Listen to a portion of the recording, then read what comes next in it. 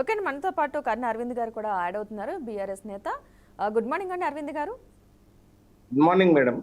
అసలు ఏంటండి బీసీ లెక్కలపై వాడి వేడి చర్చ జరుగుతుంది తెలంగాణలో. అసలు బీసీ నెక్స్ట్ సీఎం ఎవరంటే బీసీ సంబంధించిన వ్యక్తి రావాలంటూ కూడా బాగా హాట్గా కామెంట్స్ జరుగుతున్నాయి.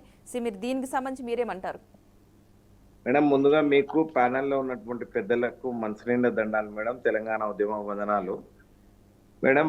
మేమెంత మాకెంత అనేటువంటి ఒక నానుడి ఇప్పటి నుంచి కాదు, తెలంగాణ ఉద్యమం జరిగేటువంటి క్రమంలో గౌరవ తెలంగాణ తొలి ముఖ్యమంత్రి కేసీఆర్ గారు 2003లోనే ఆ రోజు పార్క్ హోటల్లో దాదాపు 3 రోజుల పాటు ఒకరోజు ఎస్సీల గురించి, ఒకరోజు ఎస్టీల గురించి, ఒకరోజు బీసీల గురించి అందరూ కూడా తెలంగాణ రాష్ట్రం వస్తే మనం ఏ రకంగా రూట్ మ్యాప్ వేసుకోవాలి అని చెప్పి ప్రణాళికలు ఆ రోజే రూపొందించుకున్నటువంటి ఒక గొప్ప సందర్భాన్ని మీరు గతంలో ఉద్యమ కాలం నుంచి మేము తీసుకొని వచ్చినాం మేడం.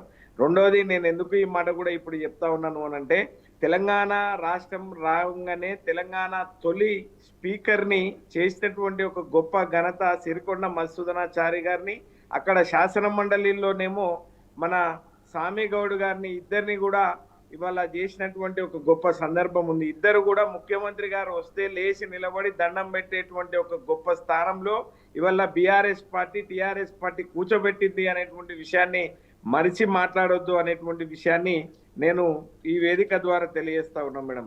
రెండోది, ఇవాళ నేను ఎంత దౌర్భాగ్యమైనటువంటి దాంట్లో ఉంది ఇవాళ అనంటే, ఇవాళ కాంగ్రెస్ పార్టీ పథకాలన్నిటికీ అట్టకెక్కించింది చూసినా కానీ బీసీ జనాభాని కూడా అట్టకెక్కించినటువంటి నేపథ్యాన్ని మాత్రం ఇవాళనే చూస్తా ఉన్నాం మేడం. ఇవాళ 46.2% గవర్నమెంట్ చెప్తున్నటువంటి సర్వేల్లో మొన్న చేసినటువంటి వాళ్ళు వచ్చి ఎవరిని మాట్లాడినరు, ఏమని మాట్లాడినరు, పూర్తి స్థాయిలో వాళ్ళ డేటా లేనటువంటి నేపథ్యం ఉంది అనేటువంటి విషయాన్ని చాలా స్పష్టంగా మనకు తేటతెల్లం అయితే అవుతా ఉంది. నేను ఒక విషయాన్ని నేను ఎందుకు ఈ మాట కూడా చెప్తా ఉన్నాను అంటే, తెలంగాణ రాష్ట్రం వచ్చిన తర్వాత 2014లో కేసీఆర్ గారు ఆ రోజు సమగ్ర కుటుంబ సర్వే చేసిండ్రు మేడం. ఆ రోజు కేసీఆర్ గారు 2014లో సమగ్ర కుటుంబ సర్వే చేసిండ్రు. ఆ రోజు విదేశాల్లో ఉన్నటువంటి మన తెలుగు వాళ్ళందరూ కూడా హైదరాబాద్కు వాళ్ళ సొంత ఊర్లకు వచ్చి వాళ్ళు దీంట్లో పాల్గొన్నారు సమగ్ర కుటుంబ సర్వేలో.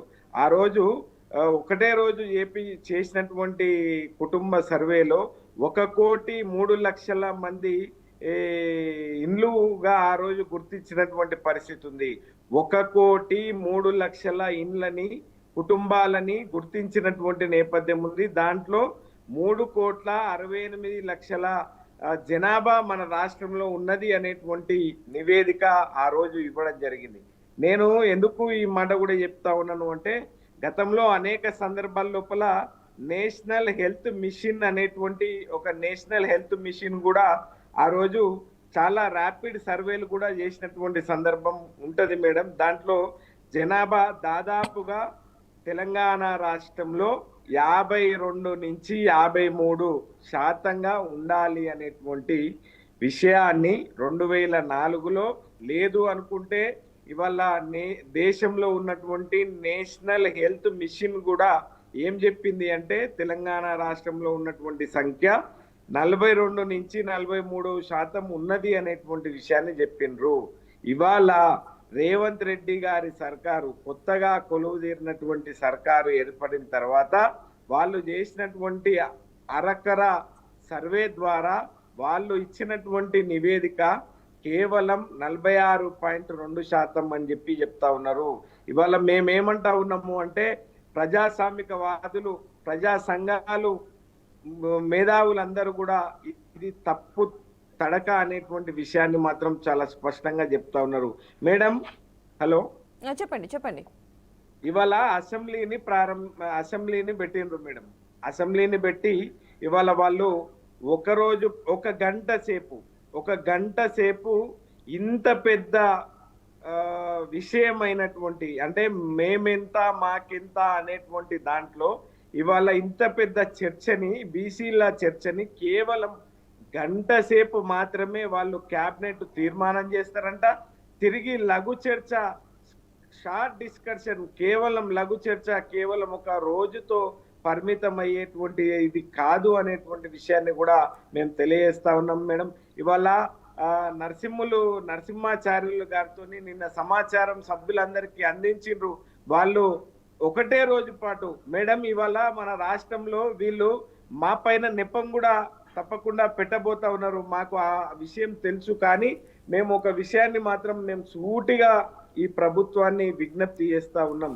బీసీ ముఖ్యమంత్రి ఇవాళ మీరు ఒకవేళ చూసుకున్నట్లయితే మేడం, కాంగ్రెస్ పార్టీలోనే ఇవాళ తీర్మార్ మల్లన్న అలియాస్ చింతపండు నవీన్ ఏం చేస్తుండు అనేటువంటి విషయాన్ని మీరు ఒకవేళ పరిశీలిస్తే గనక ఇవాళ రేవంత్ రెడ్డి గారు తెరలేపినటువంటి ఇంకొక నాటకము అనేటువంటి విషయాన్ని కూడా ఇవాళ తెలంగాణ ప్రజలు అవగతం చేసుకున్నారు మేడం.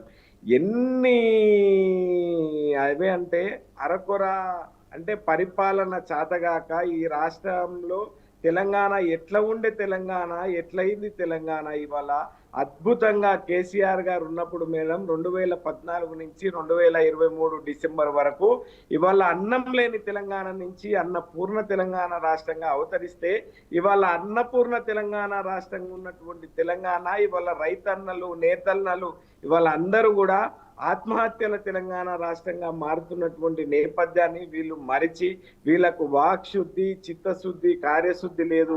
దీనిపైన కూడా ఎట్టి పరిస్థితుల్లో లేదు అనేటువంటి విషయాన్ని ఇప్పుడే పెద్దలు కోటేశ్వర్ లాంటి అన్నగారు లాంటి మేధావులందరూ కూడా గత అనేక సందర్భాల లోపల కూడా చెప్పుకుంటూ వచ్చింది మేడం.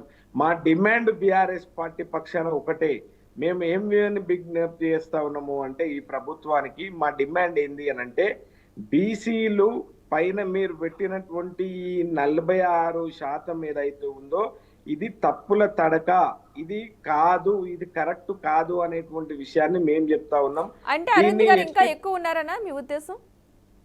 అరే రాష్ట్రంలో నేషనల్ హెల్త్ మిషనే చెప్పింది మేడం, ఈ రాష్ట్రంలో ఉన్నటువంటి సంఖ్య ఏంది అని అంటే 52 నుంచి 53% బీసీలు ఉంటారు. అంటే మరి ముస్లింలు ఎవరు మేడం?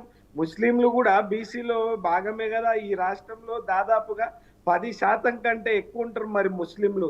వాళ్ళని మరి జత చేసి దీంట్లో పెట్టిన వాళ్ళ అసలు వీళ్ళు ఏం చేస్తా ఉన్నారు, ఎటుపోతుంది రాష్ట్రం అనేటువంటి దాంట్లో తెలంగాణ మాత్రం నిజంగా కోరి తెచ్చుకున్న మొగుడు ఎగిరెగిరి దన్నున్నట్లు ఉన్నది. మాకు వద్దురా నాయన ఈ కాంగ్రెస్ పలానా అనేటువంటి విషయాన్ని తెలంగాణ గ్రామంలో ఉన్నటువంటి ప్రజలందరూ కూడా చెప్తా ఉన్నారు. ఈ తుక్లక్ నిర్ణయాలు మాకు వద్దు అనేటువంటి విషయాన్ని మాత్రం చాలా స్పష్టంగా తెలంగాణ ప్రజలు మాత్రం చెప్పబోతా ఉన్నారు మేడం. ఇవాళ అరవింద్ గారు మీరు ఒక మాట అన్నారు, కావాలనే ఈ నాటకం చేస్తున్నారు, తీన్మార్ మల్లన్న చేత చేపిస్తున్నారని అన్నారు కదా, దేనికంటారు, ఏం ఆశించంటారు అసలు? ఇవాళ ఆశించి అనంటే ఒకవైపు రెడ్డిలని తిట్టడము అనంటే నిజంగా కూడా ఇవాళ రెడ్డి సామాజిక వర్గాలు, రెడ్డి సంఘాలు వీళ్ళందరూ కూడా చాలా మంది తెలంగాణ రాష్ట్రంలో ఉన్నారు. వీళ్ళు కూడా ముఖ్య భూమిక పూజిస్తున్నటువంటి వాళ్ళలో రెడ్డిలు ఉన్నారు. సరే వాళ్ళు కులపరంగా మేడం ఇవాళ శాంతి భద్రతలు ఎటుపోతా ఉన్నాయి. ఇవాళ అశాంతిని నెలకొల్పేటువంటి పద్ధతుల ఇట్లాంటి మాటలు ఎవరు మాట్లాడతారు మేడం? ఇట్లాంటి మాటలు ఎవరు మాట్లాడతారు? తెలంగాణ రాష్ట్రం సుభిక్షంగా ఉండాలి, తెలంగాణ రాష్ట్రం పచ్చగా ఉండాలి, శాంతియుతంగా ఉండాలి అని అంటే ఇట్లాంటి మాటలు సరైనటువంటి పద్ధతులు కాదు. ఎస్, మేము రాజ్యాంగబద్ధంగా ఇవాళ మాకు ఇచ్చినటువంటి స్వేచ్ఛ ద్వారా మేము అడుగుతా ఉన్నాం, ప్రజాస్వామిక పద్ధతిలో అడుగుతా ఉన్నాం. కానీ మేము ఎట్టి పరిస్థితుల్లో విద్వేషాలని రెచ్చగొట్టేటువంటి పద్ధతిలా లేదు, అనుకుంటే శాంతి భద్రతలు దెబ్బతీసేటువంటి పద్ధతిలో మేము మాట్లాడతలేం మేడం. ఈ రాష్ట్రంలో రేవంత్ రెడ్డి గారే హోంశాఖ మంత్రిగా ఉన్నారు. అనేక అగత్యాలు ఈ రాష్ట్రంలో జరుగుతూ ఉన్నాయి. ఈ రాష్ట్రంలో విద్యాశాఖ మంత్రి రేవంత్ రెడ్డి గారే ఉన్నారు. రివ్యూ చేయడు అయినా ఆ శాఖల పైన ఎట్లాంటి పరిపాలన ఈ రాష్ట్రంలో జరుగుతూ ఉన్నది ఒక్కసారి మీరు ఆలోచించండి మేడం. ఎట్లుండే తెలంగాణ, ఎట్లయింది తెలంగాణ? ఇవాళ మనము దేశంలోనే మనం ఏదైతే పథకాలు రైతు బంధు పునాస యాసంగి పంటకు పెట్టుబడి పథకమే రైతు బంధు పథకం మేడం. రైతు బంధు పథకం మనం ప్రవేశపెడితే దేశమే మనల్ని కాపీ కొట్టింది మేడం. దేశంలో నెంబర్ 1 స్థానంలో ఉన్నటువంటి తెలంగాణ ఇవాళ ఎటుపోతుంది అనేటువంటి ఒక దాన్ని కూడా తప్పకుండా మేధావులందరూ కూడా దయచేసి బయటికి రావాలి. ప్రజాస్వామికవాదులు, మేధావులు, ప్రజా సంఘాలు, బుద్ధిజీవులు అందరూ కూడా వచ్చి ఈ నిరంకుశమైనటువంటి పాలన పైన ఇక్కడైనా ప్రశ్నించకపోతే నేను ఏది చేసినా అది ఒప్పే అవుతుంది అనేటువంటి వ్యవహారం రేవంత్ రెడ్డి గారు చేస్తారు. కాబట్టి ప్రజాస్వామికవాదులు, న్యాయవాదులు, బుద్ధిజీవులు, మేధావులు అందరూ వచ్చి బయటకు వచ్చి దీనిపైన మాట్లాడాల్సిందిగా నేను విజ్ఞప్తి చేస్తా ఉన్నాం మేడం. ఓకే.